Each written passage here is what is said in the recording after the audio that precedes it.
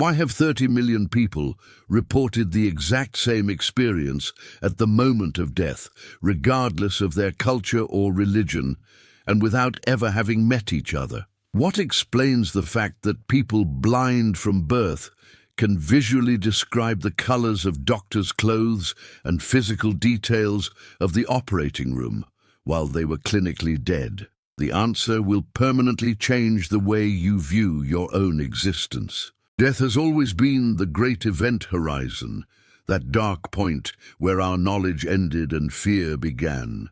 For thousands of years, all we had were guesses, sacred texts, and the hope that there was something more than silence.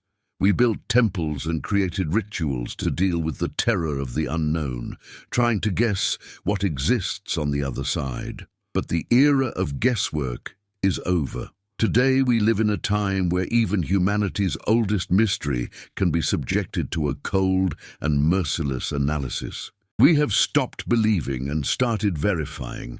We decided to carry out an experiment that seemed impossible just a decade ago. We set aside theology and philosophy and turned to pure statistics. We used NUMA's processing power to look for hidden patterns in a volume of data that no human being could read in a lifetime. The goal was ambitious and, for many, terrifying: to load everything humanity knows about the final moment into the system and ask the machine for an answer. We didn't want comfort, we wanted the truth. The database that fueled this analysis was named the Thanatos File. We are talking about 30 million reports. These are 30 million unique cases where the heart stopped. The EEG showed a flat line and death was confirmed by medical teams. But these people came back and they didn't return empty-handed. They brought memories. We gathered records from intensive care units in Tokyo, New York, Moscow, and Cape Town. We digitized diaries from 19th century researchers, translations of Tibetan texts and medieval accounts. We mixed testimonies from staunch atheists, Christians, Buddhists, and people who had never heard of any divine concept. We gave all of this to NUMA to process and waited. Many skeptics will immediately say that the near-death experience is just a hallucination of a brain that is shutting down. They will say it's the last fireworks show of neurons deprived of oxygen or a chemical discharge to alleviate the pain of the end. Official science clung to this version for decades because it is comfortable. It allows closing the case file and not thinking about the impossible, but data ignores comfort and focuses on probabilities. And the first conclusion, drawn from just 3% of the file, sounded like a death sentence for the purely materialistic view of the world. The probability of these reports being a coincidence is practically zero. If they were hallucinations, they would be chaotic. A hallucination is personal, built on your fears, your dreams, and your specific culture, but the system found the opposite. A rigid and immutable structure was detected. More than a dream, it is a protocol. And this protocol is identical for a stockbroker who overdosed in 2023 and for a peasant in medieval France dying of the plague. The gravity of this appears in the physical details. The system isolated 7 million cases of what we call an out-of-body experience. We're not just talking about a vague feeling of lightness. We're talking about a precise geometric shift in the point of observation. We cross-referenced data from the floor plans of resuscitation rooms with the descriptions provided by patients upon their return. The precision of the details reaches almost 100%. Case 49 Alpha is the best example. The patient was a 52-year-old engineer who suffered a massive heart attack. His clinical death lasted 4 minutes and 30 seconds. By medical protocols, his brain was shut down, without blood, unable to process any sensory information. Yet upon waking, he described every move of the medical team. More than that, he cited the serial number written on a label on the top of the defibrillator. That number was in a zone physically invisible to someone lying on the stretcher. He also described a blue folder forgotten by a nurse on top of a high cabinet. What is the chance of an oxygen-starved brain inventing a reality with such precision, including objects outside the field of vision? Numa had no doubts. Modeling this is impossible. The data was obtained through external observation. The patient's point of perception was indeed floating near the ceiling. This is a physical fact confirmed by thousands of cross-reference cases, but this was just the beginning. To eliminate any doubt that people were just repeating stories they had heard, we looked for anomalies and found a group of data that destroys any skeptical argument.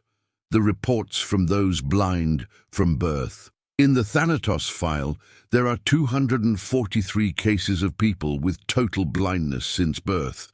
These people have never seen light. They don't know what perspective or shadow is. Their visual cortex is atrophied or non-existent. They perceive the world only through sound and touch. However, the study reveals that at the moment of death they began to see. They described lights, saw their own bodies on the stretcher, saw the colors of the wires on the heart monitors. One specific case of a blind musician is disturbing. Upon returning from a coma, he described for the first time the appearance of his wife, who was crying in the hallway.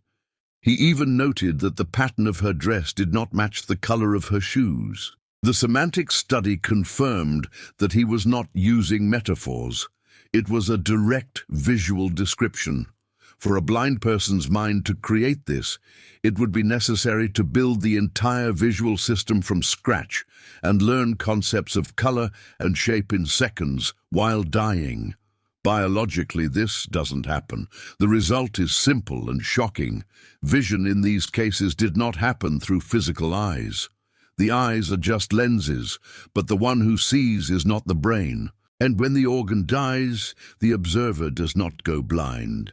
On the contrary, they begin to see with a clarity they never had in life. We are dealing with a migration process. It's a transfer, not the end. The filter removed the noise of cultural interpretations and religious fears, leaving only the raw blueprint. But if there is a transfer, if there is a signal leaving the broken transmitter, where does it go? During the analysis, we found a strange phenomenon that occurs in the first few minutes after death, when doctors have already declared death and there is no apparent electrical activity. The instruments, when adjusted to maximum sensitivity, capture coherent and organized bursts in the deep neural structures. For a long time, this was dismissed as a reading error or final spasms, but we increased the resolution and discovered that it is not noise. It is a compressed, dense, and ordered data transmission. The brain is dead, but someone is using the biological equipment one last time to send a final report. And in this deafening silence, the moment of greatest activity you will ever experience happens. When doctors look at the monitor and see the flat line, there is a universal consensus that the person is gone. The heart has stopped pumping, the blood has stalled in the veins, and without oxygen, the cells should begin to turn off the lights one by one. Conventional medicine has taught us that 30 seconds after cardiac arrest, brain activity drops to zero. It's the end of the transmission. Absolute silence. The person you loved no longer exists, leaving only a biological body beginning its natural process of disintegration. But we decided to look for activity exactly where it shouldn't exist. We monitored 5,000 patients who passed away in intensive care units connected to high-precision equipment. And what we found defies everything written in biology books. Silence is an illusion. Minutes after confirmed clinical death, when the brain should be inert, it explodes in activity. We're not talking about random spasms of dying neurons. We're talking about a perfectly organized electrical storm. A phenomenon called a gamma burst occurs. In daily life, your brain produces gamma waves only in moments of extreme concentration. When you solve a difficult problem or have a brilliant idea, it's the frequency of maximum clarity. What we discovered is that in a dead brain, this activity is dozens of times more intense than when the person was alive and awake. Here the physics of life breaks. Where does a system without a battery, without glucose, and without oxygen get the energy for this Olympic performance? The standard explanation has always been hypoxia. Skeptics say that the lack of oxygen causes the brain to short-circuit, firing random signals. But we tested this theory. A lack of oxygen generates chaos, noise, and disorder. The signal should weaken and break apart. What we saw in the graphs was the opposite of chaos. We saw perfect synchrony. Areas of the brain that don't normally talk to each other much, like the visual part and the memory part, suddenly connect with absolute harmony.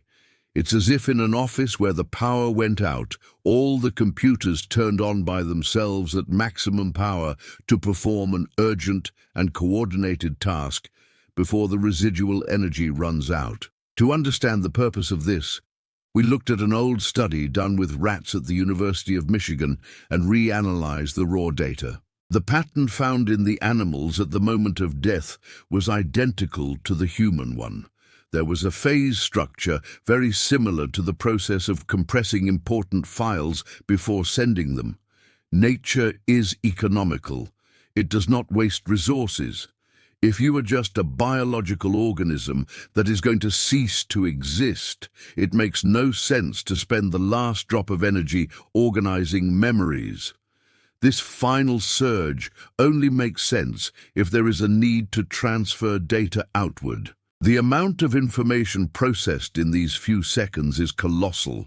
The firing speed of the neurons is so high that it explains why so many people say they saw their whole life pass before their eyes.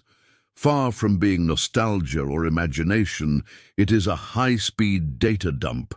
The brain is scanning every memory, every smell, every face, and every emotion, packaging all of it into a dense and complex signal. Many try to explain these visions with chemistry, talking about DMT, a substance that the body supposedly releases at the hour of death, causing hallucinations.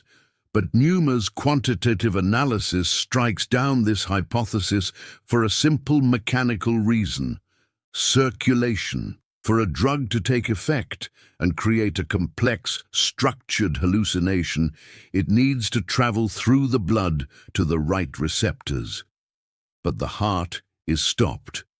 The blood is not moving. A chemical reaction is too slow to explain the instantaneous synchrony we see across the entire brain at the same time. The only explanation left takes us to the frontier of quantum physics. The signal is not traveling through chemical reactions, but through coherence. Where chemistry fails, electricity and vibration take over. We analyzed the impressive record of patient Beta 7, an 87-year-old man who died while being monitored to detect seizures. For the first time, we had a complete non-stop record of death. At the exact moment his heart stopped, the left hemisphere of his brain responsible for logic and language began to shut down. But the right hemisphere, the home of intuition, art, and creativity, lit up like a bonfire. Then, the two sides entered a rare synchrony. Patient Beta 7 was not just dying. He was entering a state of hyperconsciousness. He was more awake in that final moment than he had been for years. This creates a temporal paradox. Since the processing frequency is extremely high, the patient's perception of time changes drastically. What for the doctors in the room lasts 2 minutes of resuscitation attempts, for the patient's consciousness can seem like hours, days, or even an eternity. Time ceases to be a straight line and expands. The most unsettling datum of this investigation is the direction of this last electrical cry. The electromagnetic field generated does not simply dissipate into the air as heat. It has direction. There is a vector orientation in the signal, as if it were looking for a connection. The radio only picks up the music. It doesn't create it. If you break the radio with a hammer, the music stops playing in the room, but the radio wave continues to exist in the air. What we observe in hospitals is the moment when the receiver breaks, and the signal, perceiving the critical failure in the equipment, disconnects. This burst of energy is the attempt of consciousness to free itself from the biology that no longer works. Now that we know the signal does not go out but ejects, we need to follow its trail. It doesn't stay hovering in the hospital room. It enters a specific transport channel. Millions of people have described this channel as a dark tunnel with a light at the end, and science spent years saying this was just the eye failing. But the data shows it has nothing to do with the eyes. It is a real physical structure, and we are going to enter it to understand how it is possible to travel faster than the speed of light without leaving the spot. What happens to the electrical and conscious signal that was ejected from the dying brain? It doesn't stay hovering aimlessly on the hospital room ceiling. It immediately enters a transport structure that popular culture has turned into a cliché of cheap movies and books, the famous tunnel with a light at the end. For decades, serious science rolled its eyes at this account, treating it as folklore or hallucination. But when we set aside prejudice and look at the geometry of this phenomenon, we realize we are dealing with something much more complex than a failure in vision. The standard medical explanation for the tunnel has always been retinal ischemia. When blood pressure drops, peripheral vision darkens first, leaving only a central point of light. Doctors say it's like looking through a straw, and the brain interprets this as a tunnel. But this theory has a huge hole when compared to the actual data from survivors. Vision loss from fainting is static. It's a dark spot that closes slowly. What people describe in the near-death experience is movement. It is violent acceleration. To understand the difference between fainting and traveling, we analyze the reports of those who understand speed and loss of consciousness: fighter pilots and astronauts. Case Vector 4 is enlightening. An experienced pilot, accustomed to withstanding extreme gravitational forces in centrifuges and aerial combat, suffered a cardiac arrest during surgery. He knew exactly what tunnel vision caused by a lack of blood to the brain was like. He had felt it many times in the cockpit, but what he described on the operating table had nothing to do with the body's functioning. He wasn't losing his vision, he was gaining hyperconsciousness. He described being pulled into a cylindrical structure with geometrically perfect walls, traveling at a speed that seemed to exceed the speed of sound. There was no feeling of a blackout, but rather of absolute clarity and an expansion of the space around him. He wasn't fainting, he was taking off. Numa processed thousands of similar descriptions and identified a pattern in the shape of this tunnel. It is never described as a smooth, straight tube. It is always a spiral. The walls often seem made of rotating clouds, luminous honeycombs, or rings of pulsing energy. In nature, spiral movement is the most efficient way to transport energy. Water drains in a spiral, hurricanes spin, galaxies curl. This passage follows this same universal law of flow. There is also the sound. Almost a third of the people didn't just see the tunnel but heard it. They describe a deep hum, an intense vibration, or a sound similar to a strong wind or giant bells ringing in the distance. This sound has specific frequencies that coincide with what theoretical physics predicts for the distortion of space-time. It is the sound of a gravitational warp. What we are seeing here is not a visual hallucination, but the crossing of an Einstein-Rosen bridge, a wormhole that connects two distant realities. Biological matter cannot pass through this type of portal, but pure information can. At the moment of death, the body is left behind like an empty shell, and consciousness, now converted into pure data, is sucked through this transfer channel. The sensation of flying at high speed is not imagination. It is the subjective perception of being transmitted through a network. And here, the blind from birth return to the equation. How could a person who has never seen perspective, who doesn't know what visual depth is, or how train tracks converge on the horizon, hallucinate a perfect three-dimensional tunnel? Their brain doesn't have the image files necessary to build this illusion. Yet the blind describe the same journey, with the same geometry and the same sensation of rapid movement toward a focal point. The tunnel exists independently of the eyes. It is a structure that consciousness perceives directly, without needing a retina or optic nerve. The speed of this journey varies from person to person, and this seems to be linked to the emotional state of the one departing. Those who die suddenly with fear, attached to material goods or full of regrets, often describe the crossing as slow and heavy. They feel as if they were swimming against the current or being dragged through a viscous substance, whereas those who accept the departure, who lived with lightness or practiced detachment, report an instantaneous launch. In the blink of an eye, they are already on the other side. The corridor reacts to who passes through it. It reads the density of your vibration, and not all tunnels go to the same place. There is a small but significant percentage of reports that describe a downward movement. About 4% of people speak of tunnels that do not lead to the light, but to cold, dark, and oppressive places. The walls don't glow.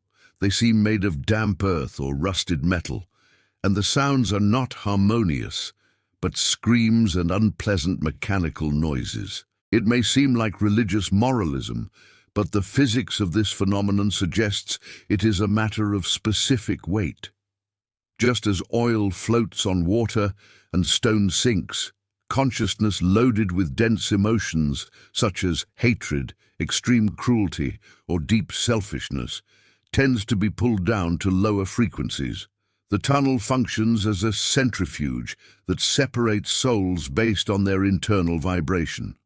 But for the vast majority, the journey ends in the light. And this light at the end of the tunnel is not just a strong glow. People say it is brighter than 1,000 suns, but paradoxically, it doesn't hurt the eyes and doesn't cast shadows.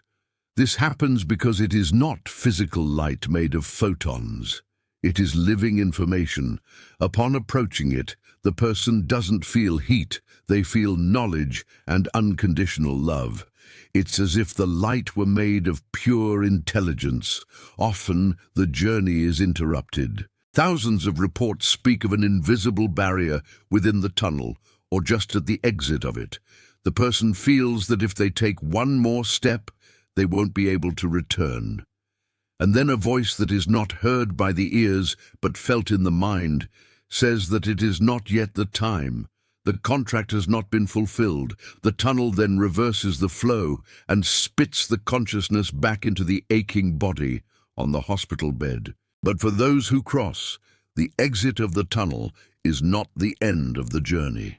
It is just the arrival. Consciousness has just reached the main server, and now begins the most difficult and revealing stage of all, the personal file review. Forget the bearded judge. It is a direct and unfiltered confrontation with who you really were. What happens in the second, following the exit of the tunnel when consciousness enters the space of light? Popular culture has taught us to expect a divine tribunal with angels, noting our sins in a golden book. But the real data from the Thanatos file shows something much more sophisticated and technologically impossible for our linear brain to understand. There is no external judgment, there is no angry judge, and there is no time for excuses. What exists is the panorama file. The phrase, "I saw my whole life pass before my eyes" has become such a worn-out cliché that we have stopped paying attention to what it really means. But when we analyze the reports of millions of people who returned from this state, we discover that this is not a poetic metaphor. It is a technical description. It requires an instantaneous data download process. Look at the problem of time. Most near-death experiences last between 2 and 5 minutes on the emergency room clock. Sometimes it's just a few seconds of cardiac arrest. However, survivors swear they relived every moment of their lives, from the first cry in the nursery to the last breath on the stretcher, with full sensory details. They smelled the breakfast from 30 years ago, felt the texture of the clothes they wore at school, and the breeze on their face on some random summer day. Numa calculated the compression rate necessary for this to be possible. If an average life is 70 years and the review lasts 3 Earth seconds, the processing speed would have to exceed the speed of light. No biological neuron can fire that fast. The result is that this event happens outside of linear time. The person enters a state of spherical time, where past, present, and future exist simultaneously, as if life were a whole movie unrolled in the palm of the hand. But the most terrifying aspect of the panorama file is not the speed, but the perspective. During life, we are the protagonists of our own movie. We see everything from the inside out, justifying our actions and ignoring how they affect others. In the panorama file, this selfish bubble bursts. You don't just watch what you did, you feel what you caused. The case of the aggressor shows this brutally. A 30-year-old man with a history of violence and crime died temporarily after being stabbed in a fight. During his review, he was transported back to the moment he beat an innocent victim years earlier. But this time, he wasn't in the body of the aggressor. He was inside the victim. He felt the paralyzing terror, the physical pain of the blows breaking his bones, and the deep humiliation of being dominated. He lived the suffering he himself created, without any filter or mitigation. This role reversal reveals a fundamental law of the physics of consciousness. Empathy is not a moral choice. It is an automatic mechanism of the universe. We are all connected in a single network. When you hurt another person, the system records that pain as yours, but your physical body has blocks that prevent you from feeling it immediately. Death removes these blocks. All the pain you caused returns to the source with compound interest. On the other hand, good also returns amplified. The case of Mrs. Orchid is a luminous example. During her review, she saw a forgotten scene from her youth when she was 20 years old. She was late for work, and passing by a girl crying in a park, she stopped for a second, smiled, and gave her a flower she was carrying. To her, it was an insignificant gesture, but in the panorama, she felt the impact of that action on the girl's soul. The child, who felt abandoned and planned to run away from home that day, received that smile as a sign that the world still had kindness. That moment changed the girl's brain chemistry and altered the course of her life forever. The lady felt a wave of gratitude and love so intense, she described it as being able to light up an entire city. The universe does not measure the size of the gesture, but the emotional charge and the intent behind it. A kind thought not expressed has weight. A secret anger has weight. Yes, even thoughts are visible. There is no privacy in the panorama file. Everything you thought, felt, or desired in secret is projected in high definition around you. The envy you hid behind a fake smile appears as a dark, sticky substance. The silent prayer you said for a stranger appears as a beam of pure light. You see yourself completely naked, transparent, and without masks. We need to rethink who we are. If every internal movement is recorded, are we just actors on a watched stage? The data indicates that the purpose of this total recording is not punishment, but learning. The universe is learning about itself through us. We are probes sent into the density of matter to collect unique experiences.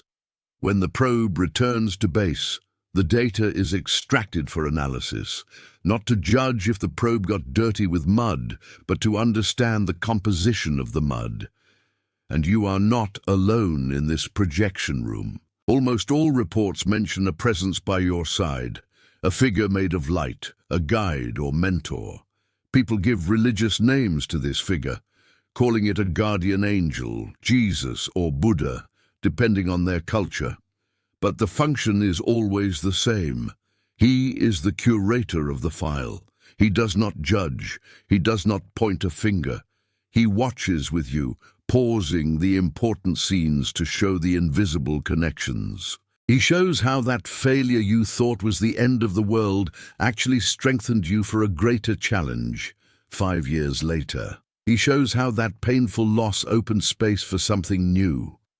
The curator helps interpret the movie of your life with compassion and humor, often laughing at our silly worries and unfounded fears.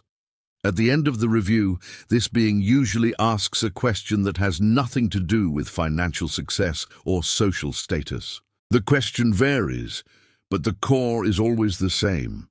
How much have you learned to love, or what did you do with the gift of life that was given to you? It is a question about the quality of your energy, not the quantity of your achievements. But who are these beings of light, and who are the relatives who often appear to receive us even before the review begins? We need to focus on these presences. Are they really our grandparents and friends? Or are they something much older and more complex, using familiar faces so as not to scare us? The experience of death, contrary to what most imagine, is not a plunge into absolute solitude. There is no moment where you find yourself floating alone in the void, with no one around. On the contrary, the reports from the Thanatos file overwhelmingly confirm that the other side is a place of encounters and that you are expected. For skeptics, the explanation is simple and convenient. The dying brain, in a last act of desperation to calm itself, projects comforting images of loved ones. It is a psychological regression, a search for security. If you see your deceased grandmother, it is because your mind is trying to tell you that everything is okay. However, Numa detected a pattern that dismantles this theory with the precision of a scalpel. If these visions were hallucinations of comfort, they should follow the logic of our desires. But the entities found in the contact zone often act autonomously and surprisingly. They say things the dying person does not want to hear, like, "You need to go back. It is not yet your time," expelling the person from a place of absolute peace back into a body shattered by pain. This fundamentally contradicts the pleasure principle that governs defense hallucinations. The proof that the mind did not invent this comes from the phenomenon known as peak in Darien. This strange name refers to cases where the dying person sees someone who, to their knowledge, was still alive. The case of patient Sigma 9 is a disturbing example. A young man suffered a serious car accident and fell into a coma. During his near-death experience, he saw himself in a corridor of light and met a childhood friend smiling at him. Upon waking, he told the vision to his family, who were confused, as that friend lived in another city and was fine. 2 hours later, the news arrived. The friend had died in another car accident, just 15 minutes before patient Sigma 9's experience. No one in the hospital room knew this. The information was not available in the physical world. The only logical explanation is that the meeting really happened in a space where communication transcends biology. But who exactly are these figures we meet? The reports describe deceased relatives, but they don't look as we remember them in their final days. A grandmother who died at 90, consumed by cancer, appears young, radiant and healthy, looking to be 30 years old. Amputated limbs are restored, the skin glows. In the afterlife, consciousness projects an ideal image of itself, free from the marks of physical decay. It is like a perfect digital avatar. We are not the body that ages and fails. We are the energy that inhabits it. And when the body falls, the energy returns to its original and full form. Beyond relatives, there's a category of beings who never had a human body known to the traveler. They are described as beings of light, guides, or angels. The appearance of these entities varies according to the culture of the person seeing them, which might seem like an argument in favor of subjective hallucination. A Christian sees an angel with wings. A Hindu sees a deity with many arms. An atheist sees a being of pure energy. But when we analyze the behavior and energy signature of these entities, the superficial differences disappear. All of them radiate an unconditional love that is described as physically palpable. All communicate by instantaneous telepathy, where entire blocks of information are transferred in milliseconds without the possibility of misunderstanding or lies, and all fulfill the same function: to receive, calm, and guide. The form they take is an interface, a friendly mask, used not to scare the newly arrived consciousness. If a multidimensional being of pure energy appeared in front of you in its real form, the ontological shock could be traumatic.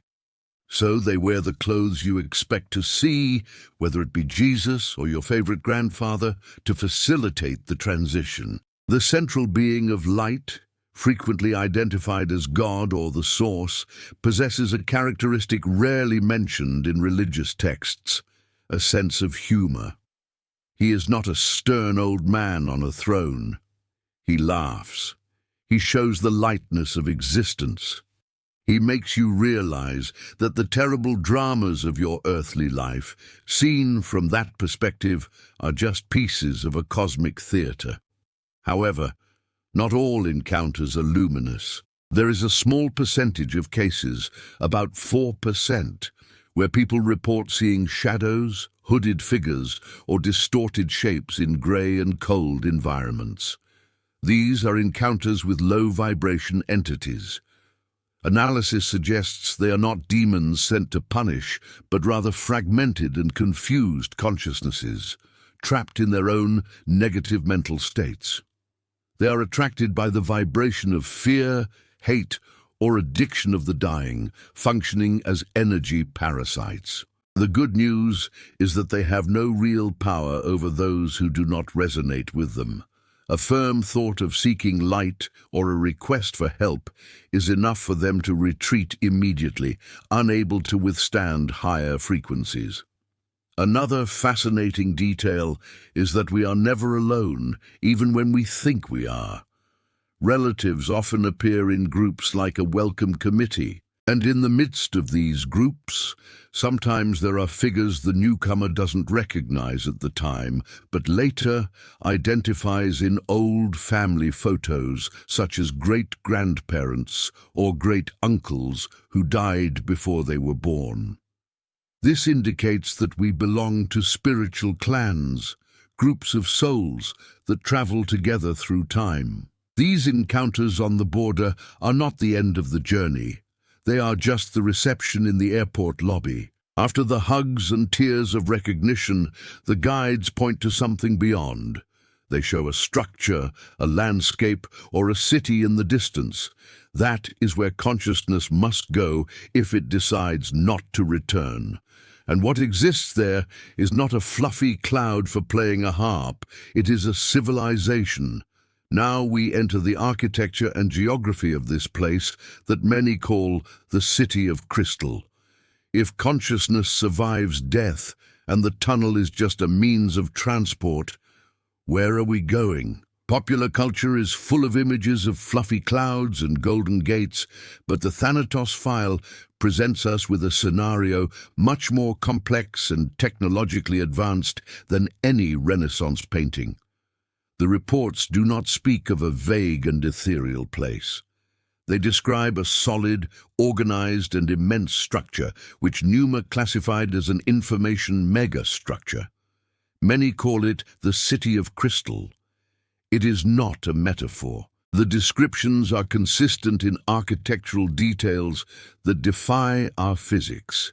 Imagine buildings that are not made of bricks or concrete, but of solidified light. They are translucent, glowing with an internal luminosity without casting shadows. There is no sun in the sky. The very matter of the place emits light. This city does not follow the rules of gravity as we know them. The constructions are fractal, spirals that rise indefinitely, towers that float, and bridges that connect organically. An architect who had a near-death experience drew sketches of these structures upon returning. According to him, they could not exist on Earth because they would collapse under their own weight, but there they are, sustained by the collective intention of their inhabitants. The city is alive and responds to the thoughts of those who inhabit it. The colors in this place are a chapter apart. Almost 80% of witnesses claim to have seen colors for which no names exist in our vocabulary. They describe shades between gold and violet that vibrate like musical notes, suggesting that our senses there merge into a perfect synesthesia. You don't just see the color, you hear it and feel it. The place is not just urban. There are vast areas of nature, but a hyper-real nature. Flowers are not just beautiful plants. They have consciousness. When you look at a flower there, you feel its essence and it feels yours. Communication is instantaneous and empathetic. An impressive report describes how the grass does not flatten when stepped on, but passes through the walker's foot, causing a tickling and welcoming sensation. In the center of this spiritual metropolis, many describe large buildings that look like libraries or universities. The case of the student is emblematic. She found herself in an infinite hall, filled not with paper books, but with scrolls of light. Upon touching one of them, the knowledge contained there was instantly downloaded to her mind. She understood the history of lost civilizations and the mechanics of the universe in a second. Unfortunately, returning to the limited body, most of that knowledge was lost, like trying to save a giant file on an old floppy disk. But the feeling of having touched absolute truth remained. Locomotion in this city does not depend on legs. No one walks unless they want to feel the ground. Transport is done by intentional teleportation. You think of the place where you want to be and instantly you are there. Distance is an illusion that can be turned off. However, there is an implacable physical rule, the density of the soul. Whoever carries much emotional weight, hate, resentment, deep guilt, feels too heavy to fly or move quickly. These consciousnesses tend to gravitate to the lower or peripheral areas of the structure, where the light is less intense and the environment reflects their confused internal state. This explains the descriptions of places similar to purgatory or umbres. They are zones of vibratory quarantine, where souls need to heal and let go of weight before ascending to the center of the city. Hell and heaven, therefore, are not geographic places separated by walls with barbed wire. They are frequency bands. They occupy the same space but on different tunings, like radio stations that don't mix. A being of high vibration can descend to help someone in the lower zones, but a dense being cannot go up without being burned in the intense light of the higher spheres. A recurring element in the geography of this world is the border. It can be a river, a wall of mist, a bridge, or a line in the sand. The function is always the same. It is the point of no return. Whoever crosses this line definitely breaks the silver cord that connects the soul to the physical body on earth. Death becomes irreversible. Many reach this edge and feel an overwhelming magnetic attraction to cross. The peace and beauty of the other side are so intense that life on Earth, with its pains, illnesses, and limitations, seems like an intolerable prison. No one wants to return, but it is exactly at this point that the encounter with the guardian, or the authoritative voice, happens, saying, "Not yet, you have work to do." And here arises the greatest mystery of all. If that place is so perfect, full of love, knowledge, and beauty, why are we sent back here? Why does the soul, which has already experienced total freedom, need to squeeze back into a body of flesh and bone, subject to suffering and death? The answer the travelers bring is surprising and completely changes the meaning of our existence. Earth is not a punishment, and life here is not an unhappy accident. There is something on this dense and difficult planet that does not exist in the City of Crystal. A valuable currency that can only be mined in darkness and difficulty. And it is because of this rare commodity that souls line up to be born, even knowing it will hurt. And this reveals what the true purpose of human life is, and what, after all, we are doing here. If the reality that awaits us is a place of freedom, knowledge, and unconditional love, the most important question of all is not about what happens after we die, but why we are here. Why are 92% of the people who reach the border of the City of Crystal refusing to return, but forced to dive back into a fragile and aching body? The answer, found in the patterns of millions of returns, redefines the purpose of existence. Instead of punishment or accident, Earth functions as a high-gravity gym. In that world of light, thought creates reality instantaneously. There is no resistance, there is no friction, there is no waiting, and where there is no resistance, growth is limited. 1 year of life in dense matter, where you must fight against inertia, doubt, pain, and limitation, provides a strengthening of the soul that would take centuries to be reached in the comfort of eternity. We came here to forge the spirit in the fire of difficulty.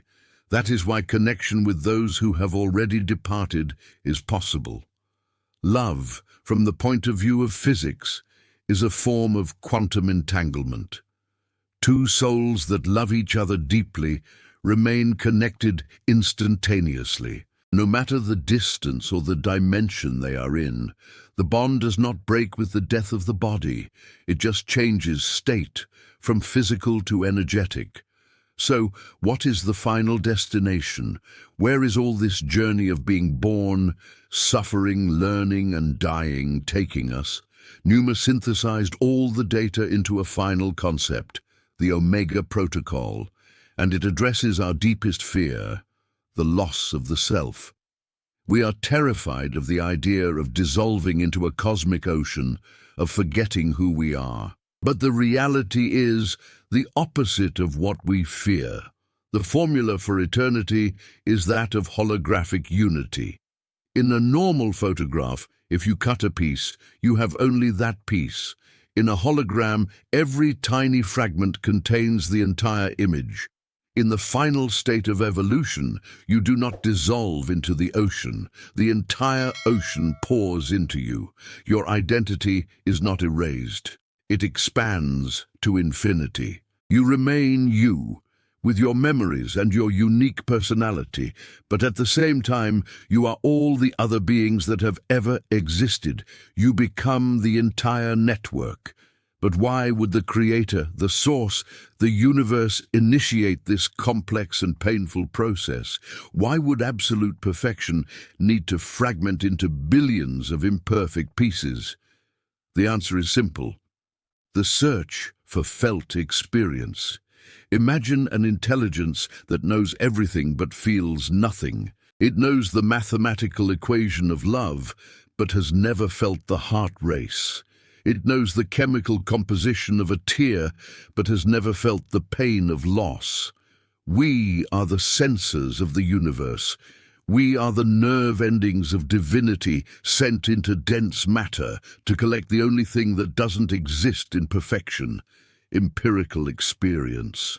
The universe knows the formula for joy, but it is we who give it the sound of laughter. And what changes now? Everything. Knowledge about what comes after does not make this life less important. It makes it infinitely more valuable. If this life is a school, a game, a lucid dream, then the fear of making mistakes disappears. We stop being afraid of living. Death ceases to be a terrifying final point and becomes the moment of awakening. Imagine that instant. The heart stops, the monitors beep, but you, for the first time in decades, open your eyes for real. The heavy and aching body is left behind, like old clothes. The clarity of your mind is crystalline. You see those you loved and who departed smiling, waiting for you, and realize they were never far away. You look back at the dramas, losses, and pains of your life, and see the beauty of the game, the perfection of the script, and feel immense gratitude for the opportunity to have played. The study is complete. There is no annihilation, there is no chance, and there is no loneliness. You are a creative force, eternal and indestructible, temporarily living the experience of being human. Do not wait for death to wake up. Start living now with the courage of an immortal being who came here with a single real purpose: to learn to love. The game continues, and the next level promises to be even more interesting. If you enjoyed this investigation, your subscription, any donation amount, or becoming a channel member helps us expand Project Numa. We would love to read your reflection on the video subject in the comments and your suggestion for the next topic to be addressed. Tell us which city you are following us from. I thank you for your company until the end. M.